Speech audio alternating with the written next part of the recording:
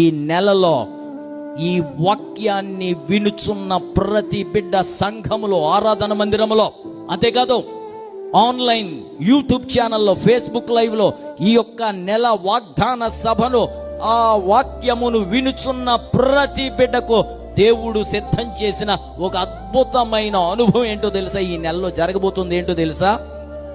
ఈ నెలంతా కూడా సర్వోన్నతుని యొక్క మహాదయ నిన్ను కమ్ముకోబోతా ఉంది, నీ మీద కుమ్మరించబడతా ఉంది. చప్పలు కొట్టి దేవునికి స్తోత్రం చేయాలి. ఎవరైనా పెళ్లిళ్ళు ఆగిపోతే మీరు బాధపడకండి. God has a better plan for you.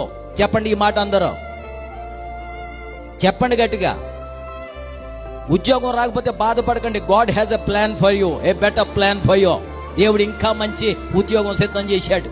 నిరుద్యోగులతో మాట్లాడుతున్నాను. ఎన్ని కాల్ లెటర్స్ కోసం ఎదురు చూశానండి, ఒక క్యాలెండర్ లెటర్ కూడా రాలేదండి. ఎన్ని ఉద్యోగాలు ఇంటర్వ్యూలకు వెళ్ళానండి, ఒక్క ఇంటర్వ్యూలో కూడా నాకు సెలెక్ట్ కాలేదండి. మీరు బాధపడుతున్నారు కదా? ఈ నెలలో మీ పట్ల దేవుడు చేయబోయే మాట చెబుతున్నాను. ఎస్తేరు గ్రంథం 2వ అధ్యాయం 15వ వచనం మీకు అందరికి తెలుసు. ఆఖరణ మాట ఉంటుంది అక్కడ.